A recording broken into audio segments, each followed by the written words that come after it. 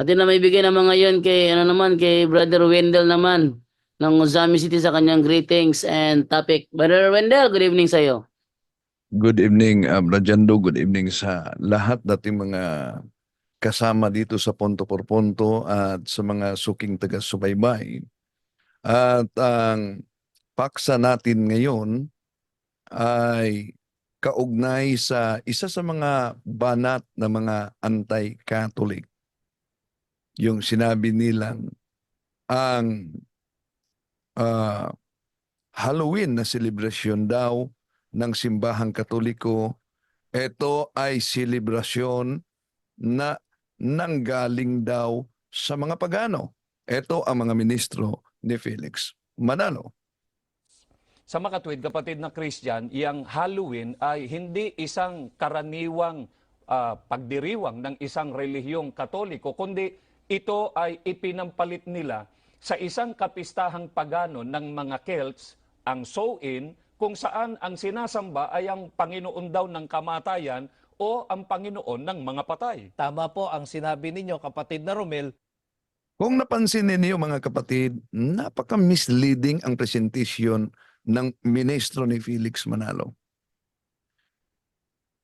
Sinabi niya sa makatuwid, so may konklusyon sila.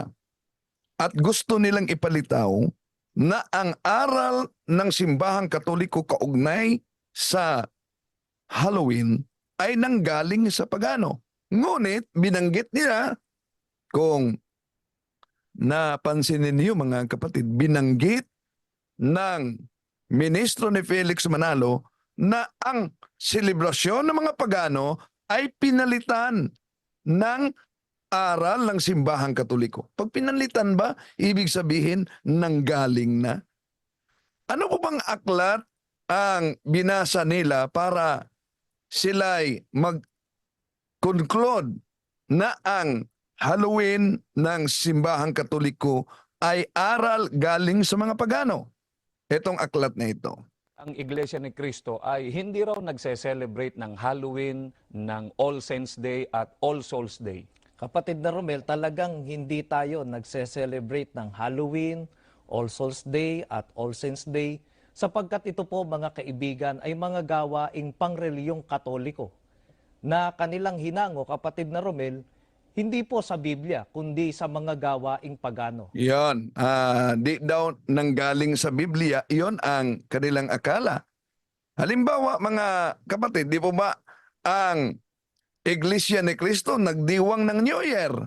Di po ba ang mga pagano nagdiwang ng New Year? At kung ang konklusyon nila, dapat mabasa sa Biblia na ang ating Panginoon Jesucristo at ang kanyang mga alagad ay nagdiriwang yan. Mabasa ba sa Biblia, letra por letra, na nagdiwang din sila ng New Year? Okay, tuloy natin.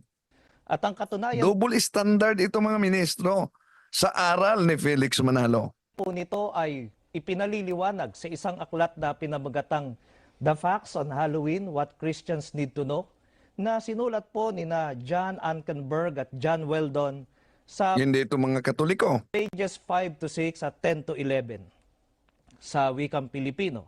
Ang Halloween ang pumalit sa lugar ng isang tanging araw na ipinagdiwang Napansin nyo ang binasa niya, ang Halloween. Yun po bang Halloween? Pag marinig ninyo, ibig po ba sabihin yung kasuotan o nakamaskara ng demonyo? Hindi. Ano po ba yung ibig sabihin ng Halloween? Tatalakayin natin yan.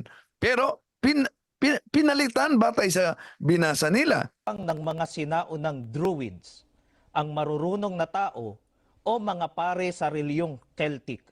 Ang mga Celts ay nanirahan sa France at sa British Isles. Gumamit sila ng occult arts, mga ritual na pagano, sumamba sa kalikasan, at binigyan nila ito ng supernatural at animistikong katangian. Ang mga Celts ay sumamba sa Diyos na araw, si Belenus, lalo na tuwing kapistahan ng Beltane, Mayo 1, at sumamba sa iba pang Diyos na malamang ay ang Panginoon ng kamatayan o ang Panginoon ng mga patay tuwing kapistahan ng Samhain, Oktubre 31. Noong Middle Ages, tinangka ng Iglesia Katolika na sugpuin ang paganismong nakapaloob So, napansin niyo mga kapatid, binasa ng ministrong ito, tinangka ng simbahang Katoliko na sugpuin. Pagkatapos, ang layunin ng simbahang Katoliko kung bakit pinalitan ang aral ng mga pagano sa aral ng Kristyanismo, abay, ang konklusyon nila, ang aral ng Kristyanismong Halloween ay sa pagano nanggaling. Sinusugpo nga, pinapalitan nga. Ang linaw sa binasa nila. Sadya nga ba nila na nililihis para sa mga inosente? Tuloy natin. sa kapistahang Soin, sa paraang ginawa nito ang Nobyembre 1 na All Saints Day o Todos los Santos at ang Nobyembre 2 na All Souls Day o Araw ng Mga Kaluluwa. Noong taong 835, inilipat ni Papa Gregorio IV ang kapistahan ng Todos los Santos sa Nobyembre 1 at pinalawak upang isama ang lahat ng santo. Kaya, ang Nobyembre 1, Todos los Santos, ang araw pagkatapos ng Halloween, Hallows Eve o All Saints Eve, ay naging isang araw na itinalaga ng Iglesia Katolika para kay Birheng Maria at sa mga santo. O, saan ang sinabi diyan sa aklat na binasa nila na ang selebrasyon ng Halloween ay nanggaling sa mga pagano? Meron bang mga pagano na nag-celebrate sa mahal na Birhen Maria at mga santo? Kaya nililihis talaga ng mga ministro na ito, mga mahal na kapatid, ang kanilang binasa. Kaya mag-ingat, no, sa propaganda dito. Dahil alam niyo naman na ang kasinungalingan, pag ito'y palaging inulit-ulit, ay magmukha talagang parang katotohanan. Lalo na sa ating mga kapatid na kulang ang kaalaman. So ano po ba yung salitang Halloween? Ito ba'y tumutukoy sa selebrasyon para sa mga mukha ng demonyo? Hindi po. Para sa kaalaman ng lahat, mga kapatid, ang salitang Halloween, ito po ay contraction ng salitang Old English na ibig sabihin All Hallows Eve. At tandaan ninyo, ang salitang hallow bilang noun sa Old English, ito ay nangangahulugang banal, nangangahulugang santo, nangangahulugan sa English saint. At bilang verb, ito naman ay holy, banal. At ang en ay ibig sabihin ay evening. Kaya nabuo ang salitang Halloween. Na ang ibig sabihin, mga mahal na kapatid, sa Halloween, All Hallows Eve. Kaya nga po mga kapatid, kung tingnan natin kahit sa King James Version pa, sa Old English, anong mabasa natin sa Matthew Kapitulo 6:9? After this manner, therefore, praying, Our Father, which art in heaven, hallowed be thy name. Say, napakalinaw ang pahayag dyan sa Old English. Pero sa New English, ang binanggit yan, Our Father who is in heaven, holy be your name. Sa Oktubre 31, kung sinabi nila na ang mga pagano ay may pagdiriwang din sa kanilang kapistahan Oktubre 31 at ang Katoliko ay may pagdiriwang din, at ang konklusyon na ang pagdiriwang ng simbahang Katoliko nakatapat sa pagdiriwang ng mga pagano ay galing sa mga pagano, yun po'y tinatawag na Figan influence fallacy, mga kapatid. Halimbawa, kung ang kalaban mo sa araw na yan ay nagdiwang ng kanyang birthday, kasabay sa pagdiriwang mo. Ibig po ba sabihin na ang pagdiriwang din sa birthday mo ay nanggaling sa celebration ng kalaban mo? Isip-isip naman pag may time. So, tuwing October 31, mga kapatid, ginugunita natin ang All Hallows Eve. Inaaniyahan tayo sa simbahang Katoliko na magsimba at huwag kalimutan magsagawa ng fasting.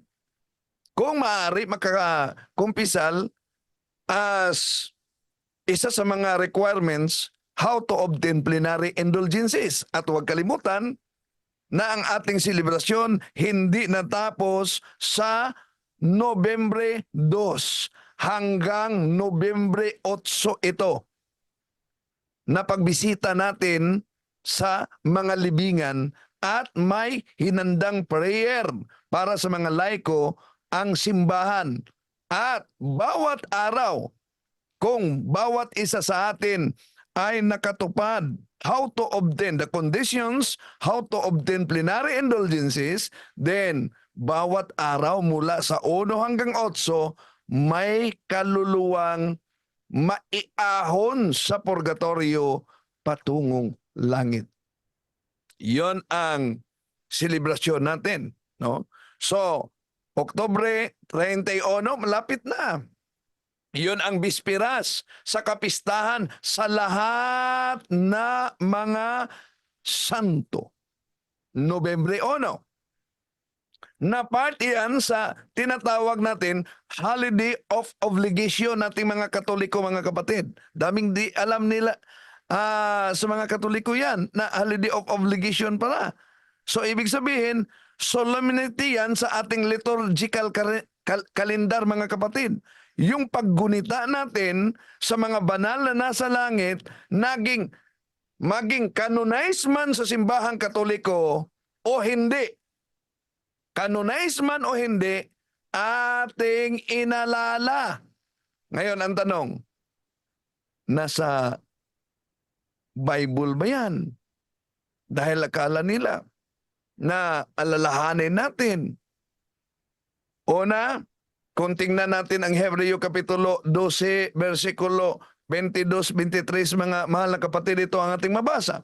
Datapuat, nagsilapit kayo sa bundok ng Siyon at sa bayan ng Diyos na buhay, ang Jerusalem sa kalangitan at sa mga di mabilang na hukbo ng mga anghel, sa pangkalahatang pulong at iglesia ng mga panganay na nangatatala sa langit, at sa Diyos na hukom ng lahat, at mga espiritu ng mga taong ganap na pinasakdal. See? Napakalinaw po ang nakasulat sa Hebreo 12, 22-23, mga kapatid. Ayan po ang tinatawag natin na communion of saints. Communion ng mga banal na simbahan sa ating Panginoong Hesus, ang Santa Iglesia Apostolika Katolika Romana, binubuo ng 3 ore ng simbahan. Yon ang tinatawag na militant church, ang nasa lupa, Church of Suffering, ang nasa purgatorio, Triumphant Church, yon ang nasa langit. So, nagmula sa ating banal na Diyos, mga kapatid, hanggang sa kanyang mga banal na anghel at sa mga banal na panganay ng simbahan sa Jerusalem, sa kalangitan, hanggang sa mga espiritu sa mga taong banal na at ganap na pinasakdal ng ating Panginoong Diyos. So, very biblical.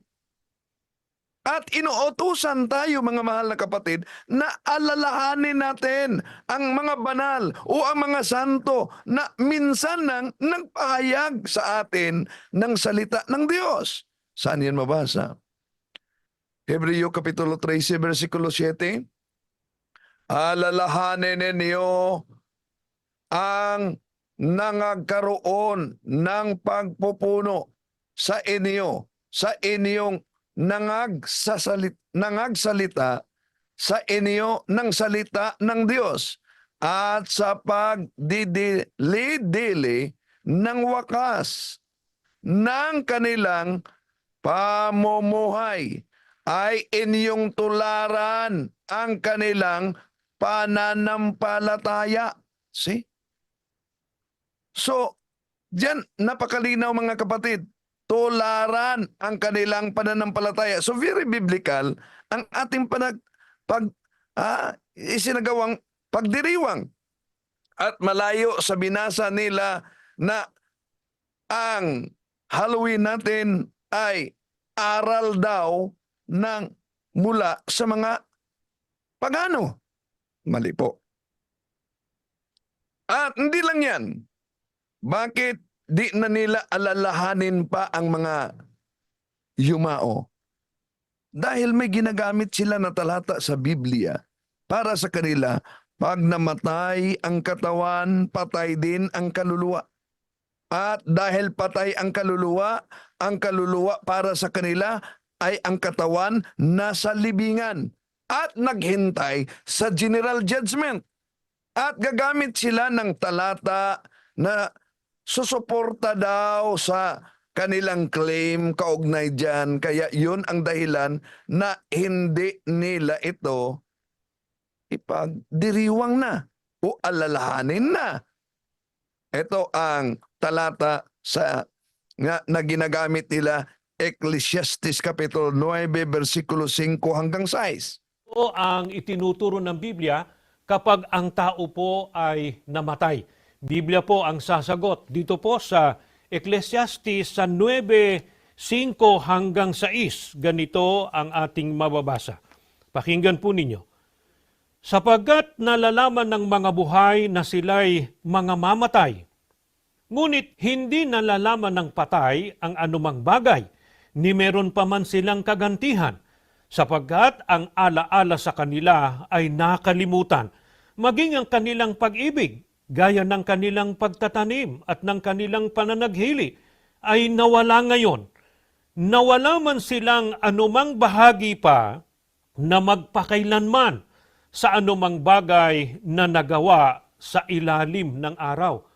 Maliwanag po ang pahayag na ito ng Biblia. At sana, ito po ang tanggapin natin, paniwalaan at sampalatayanan. Okay, tama naman ang nakasulat sa Biblia.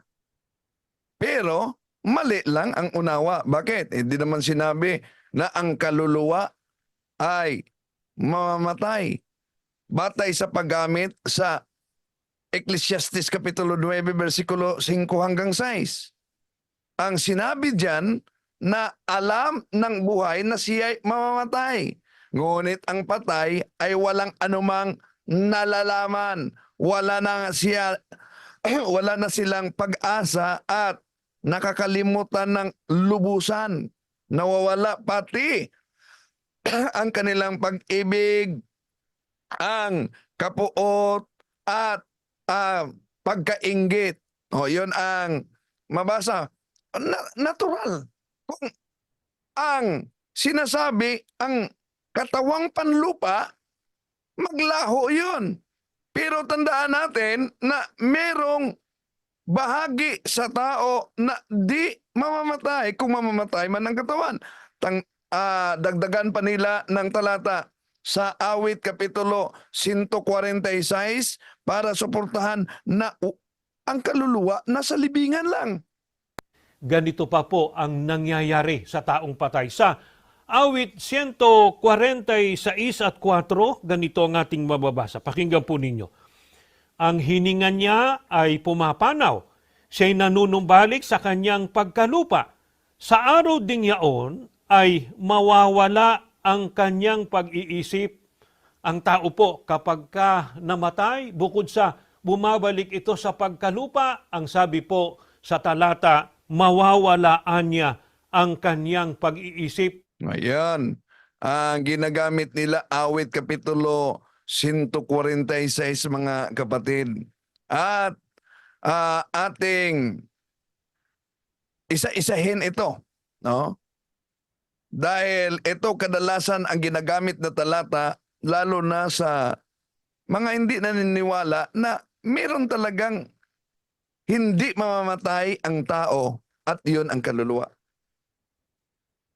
Sasagutin natin ang maling unawa ng mga kapatid natin sa ibayong pananampalataya. Gamit itong mga talata, mga kapatid, na dahil nabasa na hindi nalalaman ng tao kung ano ang mangyari at ang mangyayari pagkamatay niya. So, yun ang ginamit nila ng mga talata. Ang konklusyon, ang kaluluwa ay mamamatay kasama sa katawan. Pero, una sa lahat mga kapatid, susuriin nating mabuti yung mga ginagamit nila na referensya na nagiging diferensya, lalo na ang talata sa Ecclesiastes Kapitulo 9, versikulo 5 hanggang 6, Awit Kapitulo 146, versikulo 4. Bakit? Una sa lahat, kung susuriin natin yung ginagamit nilang mga talata, ang tinutukoy sa naturang mga talata, yung katawang panlupa na may material parts. Yun ang maglaho. Pag ang tao ay mamamatay. Pero kaluluwa ba ang binanggit diyan? Hindi. Ano ang sabi sa talata? Ang tao. Kahit na sino sa atin, hindi natin alam ang mangyari pag tayo'y mamatay. Pero tandaan natin, naniniwala at ito ang opisyal na aral ng Simbahang Katoliko, mga kapatid, na ang katawang material natin ay mamamatay. At ang katawang material lamang, yon ang babalik sa alabok. Kaya nga kung ating tingnan ang pahayag ni San Pablo sa Roma Kapitulo 6, versikulo 12, huwag ngang maghari ang kasalanan sa inyong katawang may kamatayan upang kayo'y magsisunod sa kaniyang mga pita. So, malinaw ang sabi ni San Pablo. Ano daw, mga kapatid? Katawang may kamatayan. Ibig sabihin, yung katawang material may katapusan. Maging utak man, maging bituka man, maging puso man, maglalaho yon. Pero lagi nating tandaan na katawan lang ang may kamatayan, pero ang kaluluwa ay hindi mamamatay. Mawawala ang katawang panlupa, pero ang katawang panlangit ay mananatiling buhay. Anong sabi ni San Pablo sa unang Korinto 15:40? Ito sabi ni San Pablo. Mayroon namang katawang ukol sa langit at mga katawang ukol sa lupa. Datapuwat, ba ang kaluwalhatian ng ukol sa langit at iba ang ukol sa lupa. So, napakalinaw mga mahal na kapatid na may isang bagay na mananatiling buhay kung mamamatay ang ating katawan. At ito ang kaluluwa. Bakit? Sabi ng ating Panginoong Hesukristo mismo. San Mateo Kapitulo 10, versikulo 28. At huwag kayong mga takot sa mga magsisipatay ng katawan, datapuwat hindi mga kakapatay sa kaluluwa.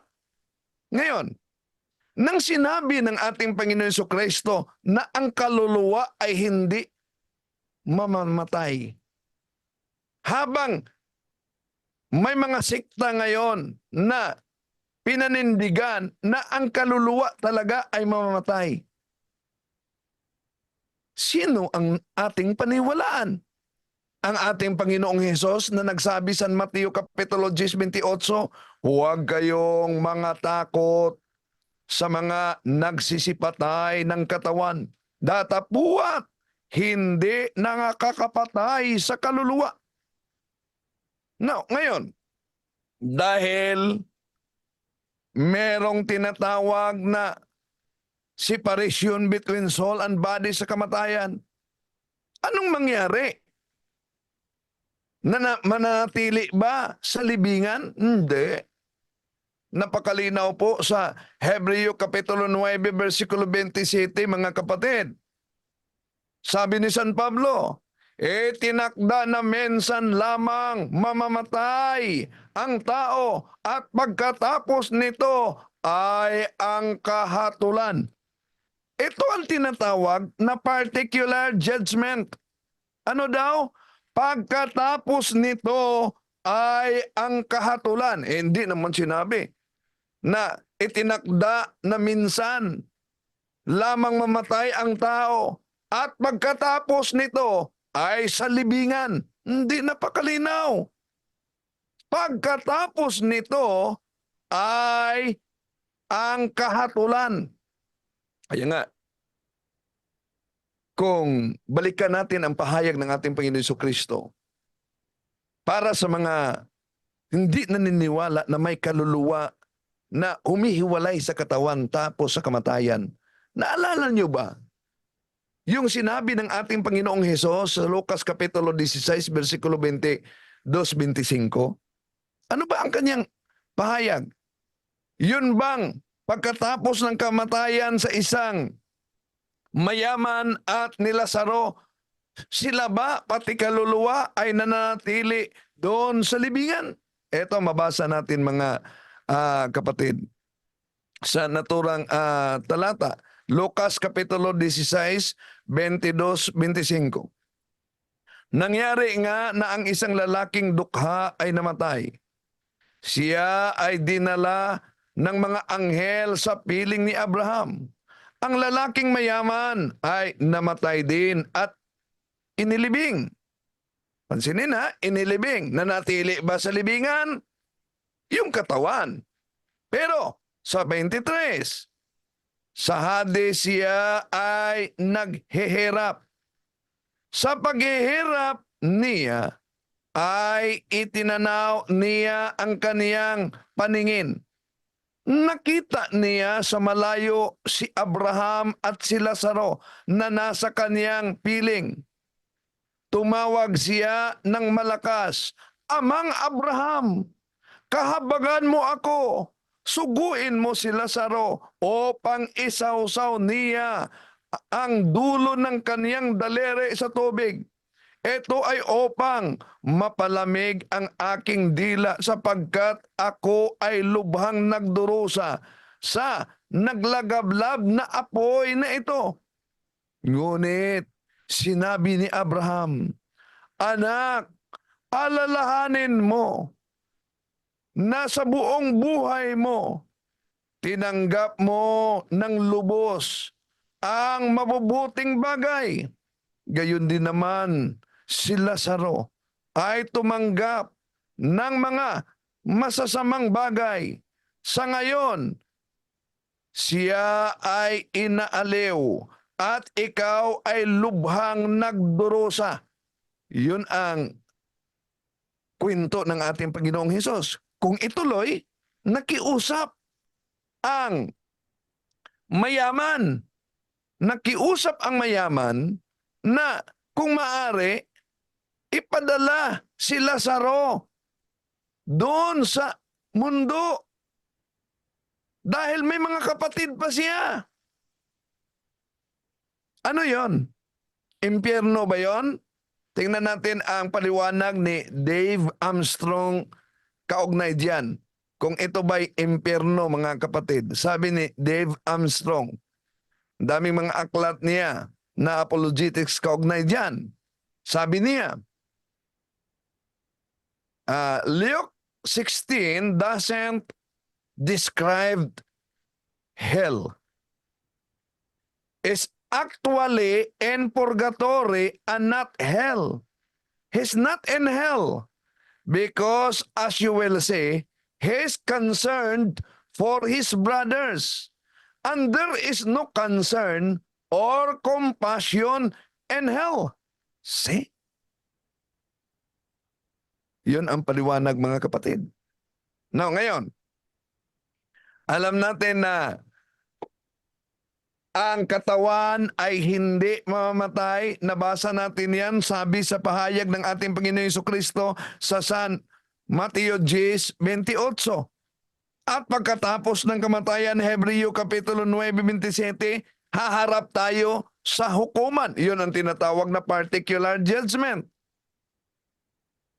At alam natin, yung sinabi ng ating sa nakasulat sa Revelation, pahayag, Kapitulo 21:27, walang sinuman ang makapasok sa kaharian sa langit, kahit ang sinuman na may konting kasalanan. So anong mangyari? Kaya, ang sabi ng ating Panginoong Hesus sa Marcos Kapitulo 9:49, sapagkat ang bawat isa ay dadalisayin sa apoy, at ang bawat handog sa Diyos ay lalagyan ng asin. Ano daw? Bawat isa dadalisayin sa apoy. Kung tandaan natin, mga kapatid, may binanggit ang ating Panginoong Hesus sa San Mateo Kapitulo 5, versikulo 26, na sabi niya, tinitiyak ko sa inyo, hindi ka makakalabas ng bilangguan hanggat hindi mo nababayaran ang kabuuan ng utang mo. Alam natin na God is a God of mercy. However, He is also a God of justice. Kaya, kailangan mabayaran ang kabuuang utang. Alam naman natin, opisyal na aral ng Simbahang Katoliko. Ito, mga kapatid, kahit na ang mortal na kasalanan na ikinukumpisal natin, meron yang na pinatawad sa pare, meron yang temporal punishment na dapat bayaran natin habang buhay pa tayo, at kung di natin mababayaran yan lubos habang buhay tayo, yun ay pagbayaran natin sa kabilang mundo. Yun ang tinatawag na purgatory. At ang sabi ng ating Panginoong Hesus, San Mateo 5:26, tinitiyak niya na hindi tayo makalabas sa bilangguang yan hanggang hindi natin mababayaran ang kabuuang utang daw. Iyan tanong, sa Biblia ba yung bilangguan ay tumutukoy lang sa katawan na nabilanggo? Malinaw ang sinabi sa unang Pedro, Kapitulo 3, versikulo 19. Sa Cebuano pala itong na present ko. Diha sa iyang espirituhanong kahimtang, sa kaniyang kalagayang espiritu, pumunta siya at nangaral sa mga espiritu na nabilanggo. So, may mga espiritong nabilanggo sa unang Pedro 3:19. At tandaan natin na sa paliwanag nito, kung tingnan natin sa unang Pedro 3:19 sa La Sagrada Biblia, a los tales predico mucho tiempo el Espíritu por boca de Noé la fabricación del arca, el Padre se entiende, el por cárcel, el purgatorio. Ano daw ang kulungan, karsel? El purgatorio. Kaya, napakalinaw po, mga mahal na kapatid, na may purgatorio talaga sa Biblia, at ito ay pinangalanan ng simbahan, idiniklara ng simbahan na tinatawag na purgatorio. Sabi sa Biblia, unang Korinto Kapitulo 3:13 hanggang 15, idadaan ka sa apoy. Kung masunog yan, mawala yan, pero makaligtas ka sa apoy. Alam naman, kung yun ay may kaugnayan mga kapatid sa tinatawag na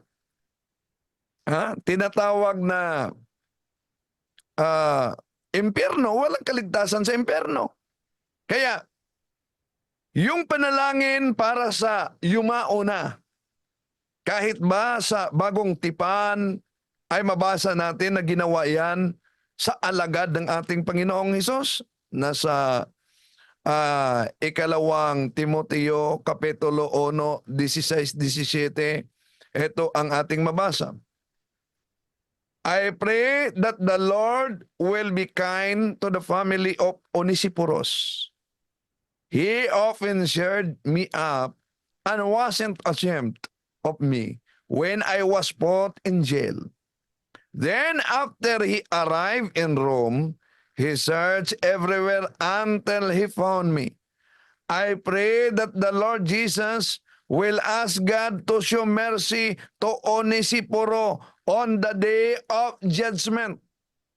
You know how much he helped me in Ephesus. So anong sabi ni San Pablo? I pray that the Lord Jesus will ask God to show mercy to Onesiporos on the day of judgment. Baka sasabihin sa ating mga kapatid, sa diyan, napatay na si Onesiporo. Eh di sisilipin natin ang biblical commentary kaugnay diyan. Ito mabasa natin.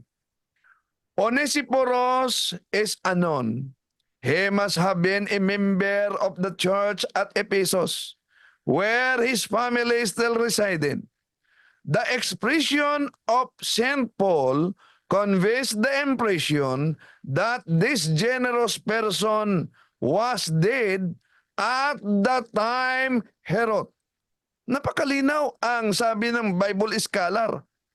Patay na daw umano si Onesiporo nang isulat niya ang sulat sa ikalawang Timoteo 1:16-18 na anong sabi niya? I pray that the Lord Jesus will ask to show mercy to Onesiporos on the day of judgment.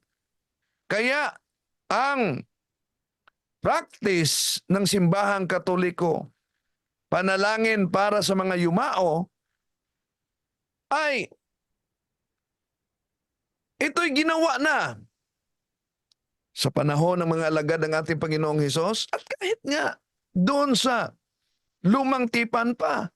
Kung silipin natin ang Nehemia Kapitulo 1, versikulo 9, anong mabasa natin sa naturang talata? Ito ang mabasa natin. Ngunit kung kayo'y magsibalik, sandali eto, Nehemia. Etong talatang ito, ang patunay na ang ating mga mabuting gawa ay may epekto din sa mga yumao. Bakit? Eto, Nehemia 1:9. Ngunit kung kayo'y magsibalik sa akin at ingatan ninyo ang aking mga utos at gawin bangaman ang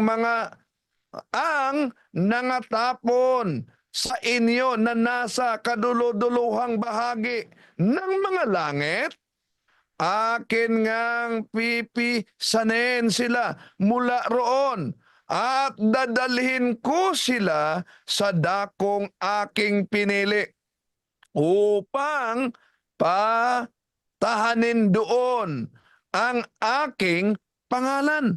So, dito makita natin mga kapatid na ang mga mabuting gawa nating mga buhay ay may epekto pala sa mga yumao na nasa kaduluduluhang bahagi ng langit.